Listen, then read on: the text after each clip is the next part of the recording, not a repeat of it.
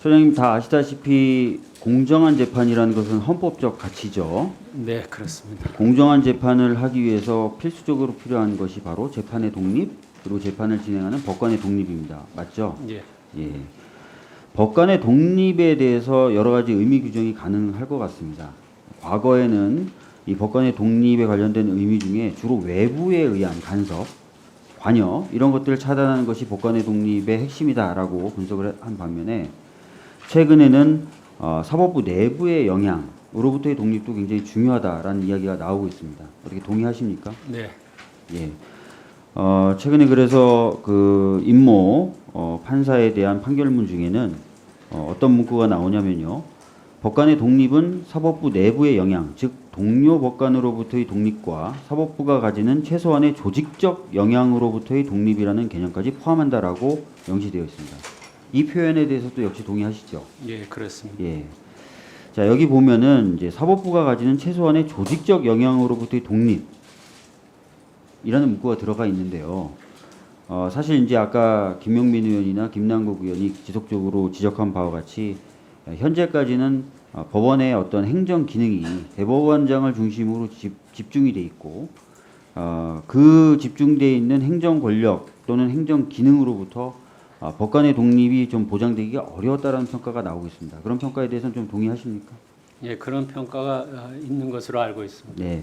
그래서 저희 국회에서는 여야 막론하고 여러 의원들이 그런 어떤 행정 기능을 좀 더 수평적인 구조로 옮기고 이 수평적인 구조에 외부 인사들이 참여하는 입법안을 발의한 바가 있습니다. 20대 때 잘 알고 계시죠? 예, 알고 있습니다. 예. 그리고 법원 역시도 관련된 입법 의견을 가지고 있었고 국회에 제출한 바 있습니다. 맞죠? 예, 예. 물론 이제 이런 법에 보면은 여러 가지 내용상 차이가 있습니다. 대표적인 게 아까 김남국 의원이 지적했던 것처럼 위원회 구성을 할 때 수평적 구조인 위원회를 구성할 때 외부 인사를 몇 명 참여시키느냐라는 것에 관련된 쟁점이에요. 법원도 의견을 낸 것으로 알고 있는데 제 기억에는 법원도 의견이 있지만 결과적으로 입법을 담당하는 국회가 최종 단계에서는 결정을 해야 될 것이고 그렇게 결정이 되면은 입법부는 수용해야 된다라는 취지로 말씀하신 바가 있습니다. 처장님께서 기억나십니까? 알고 있습니다. 예, 여전히 그러한 입장은 유지가 되고 있는 것이죠. 예, 예, 맞습니다. 저희들이 그래서 21대 때 관련된 새로운 법안을 발의할 것이고요, 논의할 것이고 물론 그 과정에서 법원의 의견도 충분히 듣겠습니다. 그렇지만 입법부가 여러 가지 고심과 논의 끝에 결정을 내리면 그때 처장님께서 말씀해 주신 대로 법안 잘 수용해 주셨으면 좋겠습니다. 예. 그리고 저도 이제 뭐 관련돼서 또 질문을 좀 드릴 게 있는데 최근에 그 임모 판사에 대한 1심 판결문을 보면은 어떤 표현이 나오냐면요. 이 재판에 관여를 했다. 근데 이 관여한 행위가 어떤 사법적인 처벌의 대상이 되든 뭐 징계의 대상이 되든 그건 변론으로 하고 위헌적인 행위에 해당되는 것으로 판단된다라는 표현이 담겨 있습니다. 그건 혹시 알고 계십니까? 예, 저도 잘 알고 있습니다. 네. 자, 아까 김용민 의원 질의에 이렇게 얘기하셨어요. 10명 정도를 징계 절차에 회부했지만 이 형사재판 결과를 지켜보기 위해서 추정되어 있는 상태다라고 말씀하셨어요. 맞죠? 예, 예. 제가 여기서 근데 이런 의문이 드는 겁니다. 만약에 그러면 이 형사재판, 관련된 형사재판이 진행이 됩니다. 근데 지금 이 1심 판결처럼 위헌적이다. 그러나 유죄는 아니다라는 판결이 유지될 경우에 어떻게 될 것이냐. 이게 제 궁금한 점입니다. 자, 만약에 위헌적이나 무죄가 나온다. 이러면 징계에서는 어떻게 됩니까? 징계 절차 다시 개시될 텐데요. 재판이 끝나면. 예. 법관징계위원회에서 그 부분에 대해서 법리적으로 또 사실 그 형사재판에서 드러난 사실 등을 제가 여쭤보는 건요, 토대로 부장님. 해서 자, 무죄지만 위헌적인 행위다라는 결론이 계속 유지가 됐어요. 그래서 재판이 끝났습니다. 그러면 징계에서는 어떻게 될 것인가라는 일반적인 질문을 드리는 거예요. 예, 예. 구체적 사실관계를 여쭤보는 게 아니라. 네, 뭐 징계 절차에서 그 부분이 충분히 반영이 되지 않을까 그렇게 생각을 충분히 합니다. 반영이 됐으면 좋겠습니다. 근데 제 걱정이 또 뭐냐면요.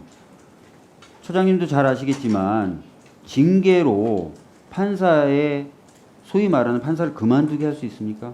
네, 징계는 정직, 안 되죠. 네, 정직만 예, 나오고 결과적으로 무죄가 나왔지만 위헌적인 사람, 그래서 그 사람이 위헌적인 행위를 했다는 이유로 징계 절차가 진행된다 하더라도 결국은 정직밖에 못하는 거고, 그 정직의 기간이 끝나면 이분은 다시 당당하게 재판 업무에 복귀를 해서 재판을 진행하게 되겠죠. 위헌적인 행위를 했음에도 불구하고. 맞습니까? 틀립니까? 예, 맞습니까? 틀립니까? 그렇습니다. 자, 그러면 일반 국민들 입장에서는 어떻겠습니까? 아, 저 사람은 심지어 법원에서조차도 위헌적인 행위를 했다고 판단을 했음에도 불구하고 다시 저 사람이 재판에 복귀하네? 나는 저 사람에게 재판을 받아야 될까? 저 사람한테 재판을 받으면 과연 공정한 재판을 받을 수 있을까? 라는 의심이 들 것 같은데 어떻게 생각하십니까? 네, 그럴 수 있다고 생각을 합니다. 그런데 법관에 관해서 방금 존경하는 박 의원님께서 서두에 말씀하셨듯이 재판의 독립을 위해서는 법관의 독립이 필수적이다. 자, 그래서 그 법관의- 법관의 독립과 관련해서 결국 우리 법은 그 사람을 도저히 법관의 직에 두어서는 안 된다라고 할 경우에는 그 국회에서 탄핵을 논의하시고 최종적으로 헌법재판소에서 결정을 하시는 거고요. 맞습니다. 그것까지 이르지 않았을 때는 현행 법률 범위 내에서 징계 처리로 그칠 수밖에 맞습니다. 없는. 방금 말씀 잘해 주셨습니다.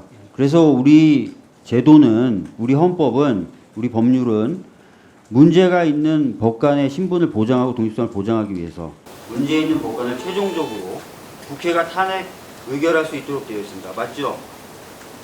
예, 그렇게 알고 있습니다. 이후에 국회에서 그런 논의가 진행될 수 있다는 점, 그리고 그럴 때는 이게 헌법과 법률에 의한 것이라는 점, 그리고 방금 제가 말씀드렸던 것처럼 공정한 재판을 위한 것이라는 점을 꼭 알아주셨으면 좋겠습니다. 이상입니다.